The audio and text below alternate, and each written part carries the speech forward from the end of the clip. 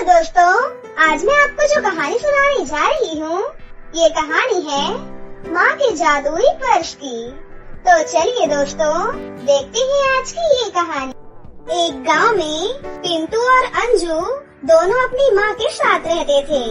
कुछ समय पहले उनके पिता की मृत्यु हो गई थी। उनकी माँ को उसके पापा की कुछ पेंशन आती थी, जिससे वो अपना और अपने दोनों बच्चों का गुजारा करती थी। दोनों भाई बहन पास के एक सरकारी स्कूल में पढ़ने जाते थे।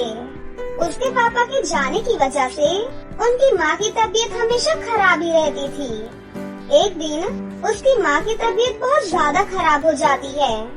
तभी उनके छोटे देवर कुमार और उनकी पत्नी शर्मिला उनसे मिलने आते हैं। देवर जी, अब मेरी जिंदगी का कोई भरोसा नहीं है।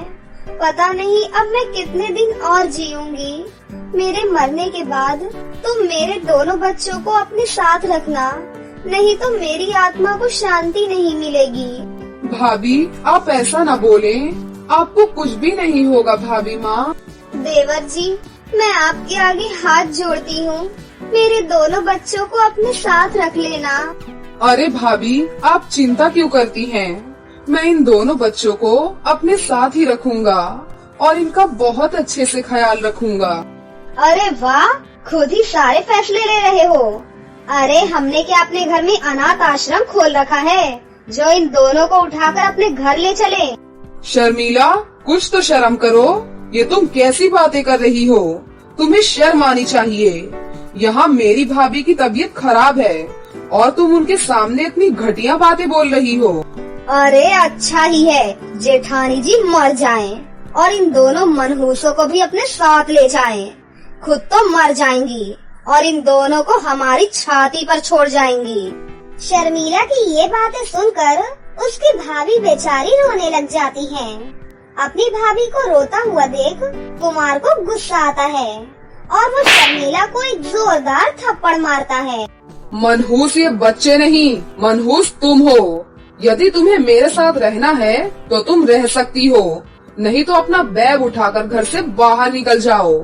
तुम्हारी सारी इच्छाएं, सभी ऐश और आराम मैं पूरा करता हूँ, इसीलिए तुम ज्यादा सिर चढ़ गई हो। भाभी, आप इस चुड़ैल की बातों पर ध्यान न दें। इसकी तरफ से मैं आपसे माफी मांगता हूँ भाभी, और आप चिंता न करें। मैं इन दोनों बच्चों का बहुत अच्छे से ध्यान रखूंगा। कुमार की ये बात सुनकर उसकी भाभी खुश हो जाती है और उसी समय दम तोड़ देती है। अपनी भाभी का अंतिम संस्कार करने के बाद कुमार उन दोनों बच्चों को अपने साथ अपने घर ले जाता है। कुमार की अपनी भी एक बेटी थी, जिसका नाम रागिनी था। रागिनी अपनी माँ की तरह ही जिद्दी और बिगड़ैल थी। सुनो, आज से ये दोनों बच्चे यहीं रहेंगे। इन दोनों को यहाँ रहने से यदि किसी को प्रॉब्लम है तो वो घर छोड़कर जा सकता है। ये दोनों भाई बहन अब से मेरे ही बच्चे हैं। कुमार उन दोनों बच्चों का अपनी बेटी के स्कूल में नाम लिखवा देता है। फिर तीनों बच्चे एक साथ स्कूल जाने लगते हैं। इसी तरह से खुशी खुशी दिन बीत रहे थे। फिर एक दिन, शर्मिला, मेरा 2 महीने का विदेश में सेमिनार है, मैं वहाँ जा रहा हूँ। मेरे पीछे से इन दोनों बच्चों का बहुत अच्छे से ख्याल रखना। अगर मुझे कोई भी शिकायत मिली तो मैं तुम्हें कभी माफ नहीं करूँगा। कुमार की ये बात सुनकर शर्मिला और उसकी बेटी बहुत खुश हो जाती हैं। आप आराम से जाओ जी, आपको किसी भी बात की कोई शिकायत नहीं मिलेगी। मैं इन दोनों बच्चों का बहुत अच्छे से ख्याल रखूंगी। कुमार घर से बाहर चला जाता है। उसके जाते ही रागिनी और उसकी माँ दोनों बच्चों को मारने लगती हैं। क्यों रे मनहूस, तुम दोनों की वजह से मेरे पति ने मुझ पर हाथ उठाया था, मुझे भला बुरा कहा था। मैं अब तुम दोनों को जिंदा नहीं छोड़ूंगी। तुम दोनों को इसकी कीमत चुकानी पड़ेगी। आज से घर का सारा काम तुम दोनों अकेले करोगे और आज से तुम्हारा स्कूल जाना भी बंद, समझे? चाची, आप पिंटू से काम मत करवाइए। पिंटू अभी बहुत छोटा है। आप जो भी कहेंगी वो मैं करूँगी चाची जी। क्या ये छोटा है? मुझे तो नहीं लग रहा छोटा। इसका मुंह देख कितना बड़ा है। 1 मिनट में 4-4 रोटियां खा जाएगा ये, और काम करने में इसे छोटा बता रही है। देखो मॉम, कैसे कैसे बहाने बना रही है हमारे सामने। तुम मुझे मत सिखा कि मुझे क्या करना है क्या नहीं। तुम दोनों मिलकर घर का सारा काम करोगे। अगर काम नहीं किया तो फिर तुम्हारी बहुत पिटाई होगी। उसके बाद से दोनों माँ बेटी दोनों भाई बहन से घर का सारा काम करवाती हैं और रात को सिर्फ एक बार ही खाने के लिए बासी खाना देती हैं। सोने के लिए बिस्तर भी नहीं देती। दोनों भाई बहन किचन में जमीन पर सोया करते थे। शर्मिला और उसकी बेटी दोनों भाई बहन की बहुत पिटाई करती थी। फिर एक दिन, अरे ओ मनहूस, इधर आ। जी चाची जी। तुम दोनों ये मटके उठाओ और कुएं से पानी भर कर लाओ। आज घर में पानी नहीं आ रहा है। चाची जी, मैं 2 बार पानी ले आऊंगी, लेकिन पिंटू को मेरे साथ मत भेजो। पिंटू अभी बहुत छोटा है। चाची जी, इतना वजन वो नहीं उठा पाएगा। शर्मिला अंजू को एक जोरदार का थप्पड़ मारती है। मैंने कहा ना, मुझे मत सिखाया कर कि मुझे क्या करना है और क्या नहीं। एक बार मैंने बोल दिया तो मतलब बोल दिया। दोनों भाई बहन जाओ और जाकर पानी लेकर आओ, और ध्यान रखना समय से घर नहीं आए तो तुम दोनों की बहुत पिटाई होगी और रात का खाना भी नहीं मिलेगा। दोनों मासूम भाई बहन मटका उठाकर पानी लेने चले जाते हैं और वहीं कुएं के पास बैठकर जोर जोर से अपनी माँ को याद करके रोने लगते हैं। माँ, आप हमें छोड़कर क्यों चली गई माँ? वापस आ जाओ ना माँ। चाची बिल्कुल भी अच्छी नहीं है, वो हमें बहुत मारती है माँ। वापस आ जाओ ना माँ। इतना बोलकर अंजू जोर जोर से रोने लगती है। तभी वहाँ पर उसकी मरी हुई माँ की आत्मा प्रकट हो जाती है। अरे मेरे बच्चों, रो नहीं, ये देखो मैं तुम्हारे सामने खड़ी हूँ।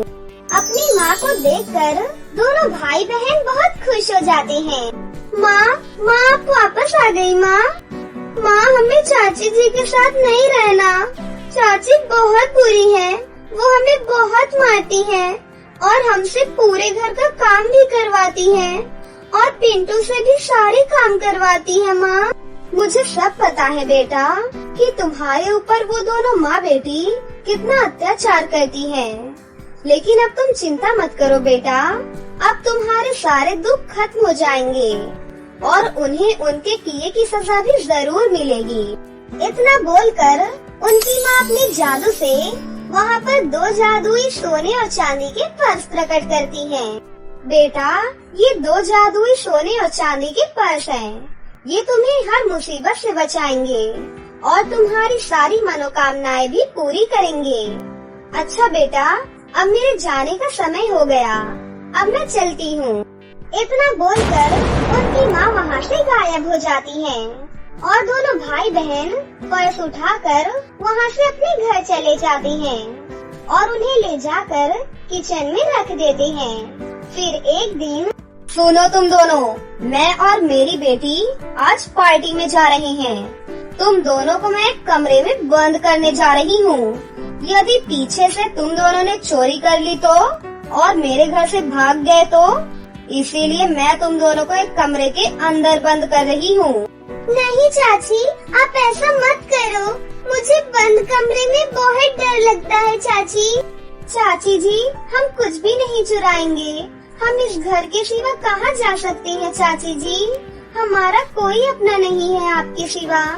आप हमें बंद ना करें, हम पूरे घर का ख्याल रखेंगे। तुम दोनों अपनी बकवास बंद करो। यदि मेरे सामने ज्यादा बोली तो तुम्हारी जुबान खींच लूंगी।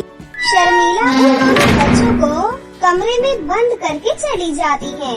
दीदी, मुझे बहुत डर लग रहा है दीदी। कोई बात नहीं छोटे, मैं हूँ न तेरे साथ, तू बिल्कुल भी मत डर। मासूम पिंटू को डर की वजह से चक्कर आ जाते हैं और वो वहीं पर बेहोश हो जाता है। अंजू भागी भागी दरवाजे के पास जाती है। कोई है, प्लीज दरवाजा खोलो, मेरा भाई बेहोश हो गया है अंदर, प्लीज मेरी मदद करो। तभी अचानक से उड़ते हुए वहाँ पर दोनों जादुई पर्स आते हैं। जादुई पर्स अपने जादू से पिंटू को बिल्कुल ठीक कर देते हैं। तुम डरो नहीं, हम यहाँ तुम्हारी मदद के लिए आए हैं। तुम दोनों बहुत ही नेक दिल की लड़कियाँ हो। इतनी मुसीबत होने के बावजूद भी तुमने हमें खोल कर भी नहीं देखा। हम जादुई पर्स हैं। तुम हमारे अंदर से बहुत सारे सोने और चांदी के सिक्के निकाल सकती हो। अंजू और पिंटू दोनों पर्स में हाथ डालते हैं और उन्हें बहुत सारे सोने और चांदी के सिक्के मिल जाते हैं। तभी थोड़ी देर के बाद उनकी चाची घर आ जाती हैं। चाची जी, हम आपका ये घर छोड़कर जा रहे हैं। अब इस घर में हम कभी नहीं आएंगे। इतना बोलकर दोनों भाई बहन घर छोड़कर चले जाते हैं और जादुई पर्स की मदद से दोनों एक बहुत बड़ा घर बना लेते हैं और खुशी खुशी उसमें रहने लगते हैं। दोनों भाई बहन अपनी आगे की पढ़ाई पूरी करते हैं। उधर उनके चाचा की नौकरी चली जाती है और अचानक से उनके घर में आग लग जाती है। उसके बाद पूरा परिवार सड़क पर आ जाता है। एक दिन दोनों भाई बहन स्कूल से वापस आ रहे थे। तभी वो दोनों अपने चाचा को देख लेते हैं और भागे भागे उनके पास जाते हैं। चाचा जी, ये क्या हुआ? आप इस तरह से क्यों बैठे हुए हैं? फिर अंजू के चाचा उन्हें वो सारी बातें बताते हैं। चाचा जी, आप हमारे घर चलिए और हमारे साथ रहिए। दोनों भाई बहन अपने चाचा चाची और उसकी बेटी को अपने घर ले आते हैं। उसके बाद चाची और उसकी बेटी को अपनी गलती का एहसास हो जाता है। उसके बाद से सभी लोग मिलकर एक साथ हंसी खुशी रहने लगते हैं। तो दोस्तों, कैसी लगी आपको हमारी ये कहानी? अगर आपको हमारी कहानी अच्छी लगी हो तो इसे जरूर लाइक करें। साथ ही हमारे चैनल को सब्सक्राइब भी कर लें और बेल आइकन को दबाना ना भूलें। मिलते हैं अगली वीडियो में। धन्यवाद।